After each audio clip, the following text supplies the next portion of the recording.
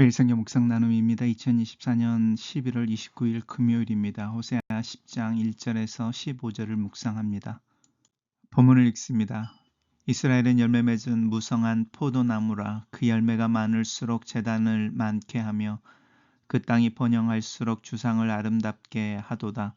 그들이 두 마음을 품었으니 이제 벌을 받을 것이라. 하나님이 그 제단을 쳐서 깨뜨리시며 그 주상을 허시리라. 그들이 이제 이르기를 우리가 여호와를 두려워하지 아니하므로 우리에게 왕이 없거니와 왕이 우리를 위하여 무엇을 하리요 하리로다. 그들이 헛된 말을 내며 거짓 맹세로 언약을 세우니 그 재판이 바디랑에 돋는 독초 같으리로다. 사마리아 주민이 베다윈의 송아지로 말미암아 두려워할 것이라.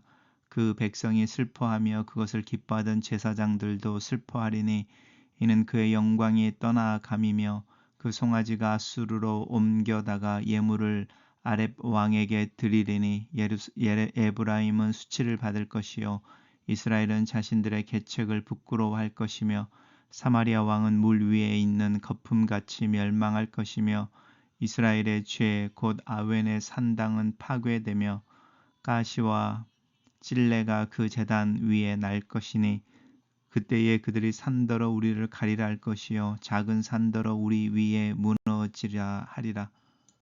이스라엘 내가 기브아시대로부터 범죄하더니 지금까지 죄를 짓는구나. 그러니 범죄한 자손들에 대한 전쟁이 어찌 기브아에서 일어나지 않겠느냐.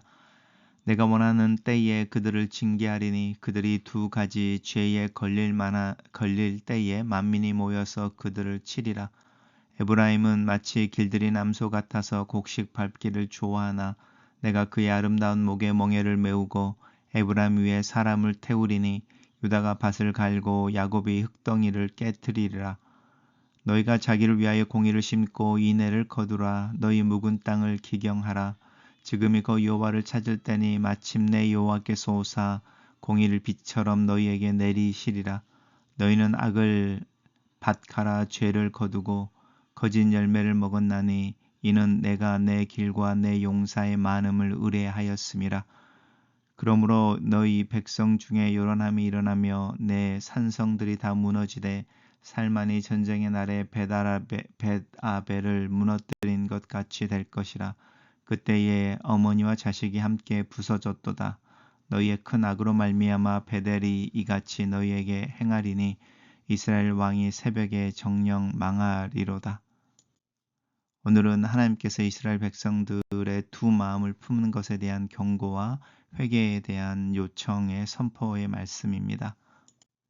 이스라엘은 열매 맺는 풍성한 무성한 포도나무다. 하나님의 축복으로 말미암아이죠. 또 특별히 호세아가 이제 활동하던 시절이 여로보암 2세로서 북왕국의 사실은 가장 부흥기라고 하는 시대를 생각해 보시면 이 열매 맺는 풍성한 무성한 나무라고 하는 부분, 포도나무라고 하는 부분을 연상해 보실 수 있습니다. 그러나 이스라엘은 자신의 풍요와 부유로움을 오히려 우상 숭배 쪽에 쓰죠. 제단을 더 많이 하며 그 땅이 번성할수록 주상들을 더 아름답게 한다. 우상들을 더 아름답게 하는 것이죠. 그러면서 하나님께서 그들이 두 마음을 품었다라는 겁니다. 이스라엘 백성들은 한 번도 하나님이 없다라든지 하나님을 부인한 적이 없습니다. 겸하여 섬기는 것이죠. 두 마음을 품었다라고 하는 부분이고 그래서 이제 벌을 받을 것이다. 하나님께서 그 제단을 또 그 주상들을 허문다라는 거죠. 왜냐하면 그들의 자신들의 부유함으로 말미암아 우리가 여호와를 두려워하지 않고 우리에게 왕이 없다라고 하나님의 왕되심을 부정하기 때문입니다. 그 하나님의 왕되심을 부정하는 그 사람들은 마치 사사기 시대의 사람들과 같아서인 거죠.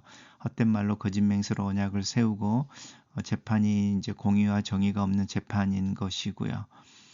그리고 이제 뭐 그 백성들이 베다웬의 송아지를 말미암아 두려워할 것이며 그 백성이 슬피 울며 기뻐하던 제사장도 슬퍼할 것이고 그 송아지는 이제 뺏겨서 금송아지를 이야기하는 것이죠. 뺏겨서 오히려 이렇게 제물로 드려질 것이고 이스라엘은 자신들의 부유함을 또 자신들의 안전함을 꾀하는 자신들의 그 계책의 실패 속에서 이제 수치를 당하게 될 것이며 사마리아 왕은 멸망할 것이며 또 이스라엘 죄 곧 아웬의 신당이 파괴되어지고 또 그 고난의 때에 그 수치를 가리기 위해서 산들이 또 바위들이 자신들을 덮어줄 것을 요청하게 될 것이다. 이렇게 이야기하고 있습니다.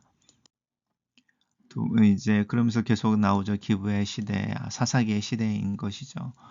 범죄한 자손들에 대한 전쟁이 어찌 기브에서 일어나지 않겠느냐라고 징계 이야기를 합니다.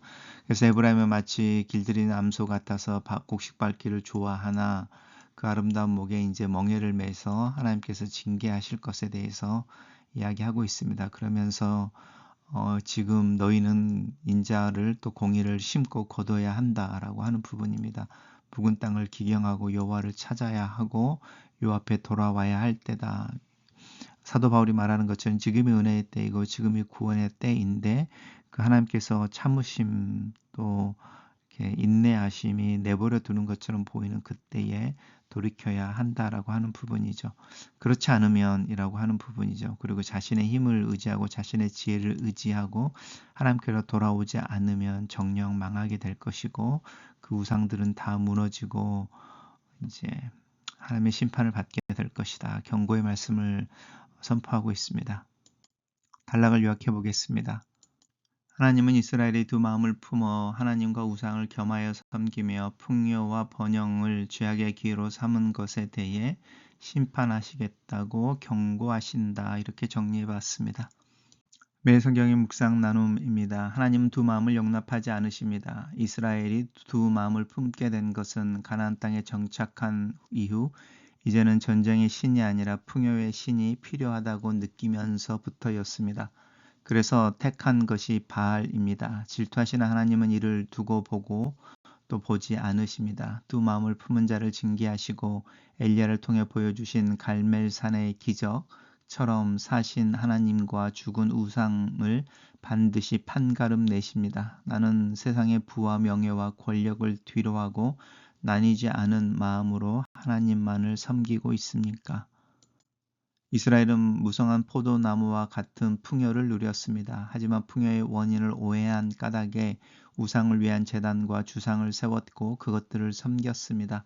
이를 불쾌하게 여기신 하나님은 이스라엘을 징계하고 또 그 심판을 예고하시며 그들의 풍요가 거품처럼 사라지고 번영했던 이스라엘이 파괴될 것을 경고하고 계십니다.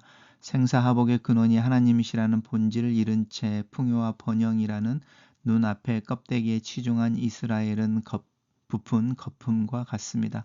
풍요로움이 커질수록 더 빨리 사라질 뿐입니다. 기브아 시대의 끔찍한 범죄가 호세아 시대에 반복되고 있습니다. 약자를 짓밟고 이웃을 탐욕의 대상으로 여기며 불의를 감추고 폭력을 휘두르는 상태에서 조금도 나아지지 않았습니다. 그때 이스라엘 모든 지파가 모여 베냐민 지파를 쳤듯이 이제 만민이 모여 이스라엘을 칠 것입니다. 공의와 인애가 사라진 사회의 결말은 처참합니다. 우리가 사는 세상은 기브아 시대보다 더 공의롭고 자애로운 사회가 되었습니까? 이스라엘은 악으로 밭을 갈고 죄를 거두며 거짓 열매로 배불렀습니다. 육신의 풍요만을 쫓는 결과입니다. 그런 이스라엘에게 다가올 미래는 무너지고 부서지며 망하는 일뿐입니다. 그들은 묵은 땅을 기경하듯 옛 삶을 청산하고 공의를 심고 인애를 거두어야 합니다. 내 삶에 기경하고 있는 또 살 삶을 뿌려야 하는 묵은 땅은 무엇입니까? 글로 쓰는 기도입니다. 살아계신 하나님, 살면서 얼마나 자주 더 이상 하나님의 역사가 필요 없다고 생각하고 하나님의 역사가 더 이상 없다고 생각하는지 하나님 나의 나뉘어져 있는 마음을 보십시오. 두 마음을 품어 평안이 없으며 서로 다른 말을 쏟아내는 내 마음을 보십시오. 하나님의 축복과 이 세상의 인정과 성공을 동시에 목말라 하는 욕심과 만족할 줄 모르는 내 마음을 하나님 앞에 내어놓습니다. 이 정결하지 않은 혼재된 마음을 이 아침에 주님 앞에 내어놓습니다. 주님께서 주인으로 내 마음에 다시 임하시길 기도합니다. 내 마음에 주님의 질서를, 내 마음에 주님의 정결을, 내 마음에 주님의 온전함을 만들어 주시옵소서. 예수님 이름으로 기도합니다. 아멘.